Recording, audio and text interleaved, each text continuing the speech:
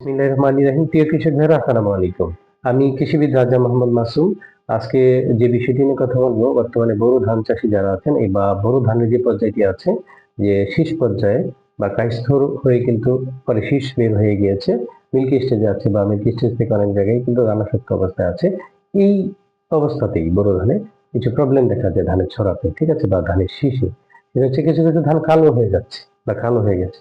এই প্রবলেমটি কিন্তু গত বছরে বাংলাদেশে বা আমাদের দেশে ব্যাপক হারে দেখা গেছে। এবং এটা সমাধান না করায় কিন্তু অনেক ক্ষতি হয়েছে বা দ্রুত আমরা এটা পদক্ষেপ নিতে পারিনি বলে অনেক ধান চাষিটা কিন্তু অনেক বেশি ক্ষতিগ্রস্ত হয়েছে। এই কালো হয়ে যাওয়ার ধান কালো হয়ে যাওয়ার কতগুলো কারণ আছে। এর মধ্যে আছে যেমন হিটশক বা কোল্ড ইনজুরি কারণে কিন্তু এই প্রবলেমটা হতে পারে, হয়, ঠিক আছে। এরপর আপনার যদি ব্যাকটেরিয়াল পেনিক্যাল ব্লাইট, যে মারাত্মক একটি রোগ, এটি হলে কিন্তু আপনার ফলনের 75% পর্যন্ত ক্ষতি হয়ে যেতে পারে। ধানের যে ধানগুলো, যে ধানের মধ্যে আপনার ব্ল্যাক স্পট পড়া বা রোটেন হয়ে যাওয়া অথবা পচে যাওয়া বা চিটা হয়ে যাওয়া, এইটা কিন্তু ব্যাকটেরিয়াল পেনিক বা এই কালো হয়ে যাওয়া, এগুলো কিন্তু একটা এই ব্যাকটেরিয়াল পেনিক্যাল ব্লাইট একটা লক্ষণ আর কি, ঠিক আছে। তো এইটা আগে আপনাকে জানতে। এবং আরেকটি কারণ হচ্ছে, যদি আপনার এই মিল্কি স্টেজে যে আপনার রাইস বাগ বা গান্ধি পোকা যে অ্যাটাক করে, এই গান্ধি পোকা অ্যাটাক করলে কিন্তু ধান কালো হয়ে যায়, যে ধানগুলোতে অ্যাটাক করবে। সো আগে আপনাকে ফাইন্ড আউট করতে হবে বা প্রথমে আপনাকে বের করে নিতে হবে যে আপনি কি কারণে ধানগুলো কালো হয়েছে। আপনি লক্ষণ অনুযায়ী কিন্তু আপনি প্রথমে বুঝতে হবে যে কি কারণে, এবং সেই অনুযায়ী আপনাকে পদক্ষেপ নিতে হবে। আদারওয়াইজ কিন্তু আপনার হলো ব্যাকটেরিয়াল পেনিক্যাল ব্লাইট, আপনি গান্ধী পোকার জন্য আপনি ওষুধ দিলেন, তাহলে কিন্তু এই প্রবলেমটি হলো না, আপনার ধানের যে ফলনের ক্ষতি সেটা কিন্তু হয়ে যাবে।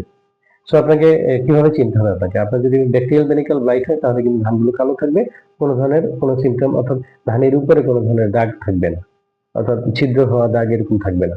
আর যদি গান্ধী পোকার আক্রমণ করার কারণে যদি ধানগুলো কালো হয়ে থাকে, তাহলে কিন্তু ধানের উপর একটা ছিদ্র থাকবে, কারণ গান্ধী পোকা তার স্পাইকলেট দিয়ে কিন্তু ভিতরের যে রস নিউক্লিয়াস সেটা খেয়ে নেয়, এবং সেই কারণেই ধানগুলো কালো হয়ে যায়। প্লাস আপনার একটা দাগ থাকে, ছিদ্র দাগ থাকে।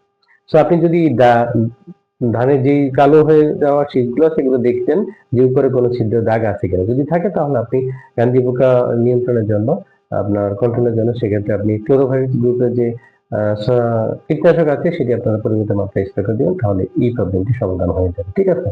এবং আপনার যদি ব্যাকটেরিয়াল পেনিক্যাল ব্লাইট, কোনো ধরনের ছিদ্র করে দাগ না থাকে, ব্যাকটেরিয়াল পেনিক্যাল ব্লাইট হয়, তাহলে আপনাকে কিন্তু ডিপিএন দ্রবণ যেটা আছে, ডিজিজ প্রিভেন্টিভ ইলেকট্রন, সেটা আপনাকে স্প্রে করে যেটা দ্রুত সময়ের মধ্যে কাইস্থর অবস্থা থেকে, যদি আপনি কাইস্থর হওয়ার পূর্বে যদি আপনি স্প্রে করেন, আগে থেকেই আপনার এটা কন্ট্রোল হবে। আর যদি হওয়ার পরও হয় তাহলে দ্রুত সময়ের মধ্যে আপনি স্প্রে করে দিবেন, তাহলে আশা করি আর এই রোগটা ছড়াবে না, কন্ট্রোল। এই যে ডিপিএন দ্রবণটা দিলে রোগ প্রতিরোধী ক্ষমতা বৃদ্ধি করে গেছে। সো এই ডিপিএন দ্রবণটা আমরা স্প্রে করে দিব, তাহলে গাছ নিজে থেকেই এই রোগটাকে প্রতিরোধ করে তুলবে। আর সেটা ডিপিএন দ্রবণটা কিভাবে তৈরি করা হয়, আমরা তৈরি করব, সেটা পূর্বে আমরা অনেক ভিডিওতে জানিয়েছি।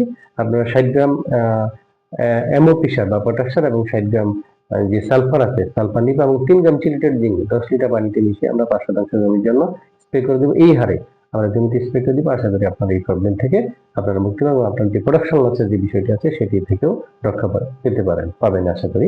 এবং আশা করি আপনারা উপকৃত হবেন। ধন্যবাদ সবাইকে। আসসালামু আলাইকুম।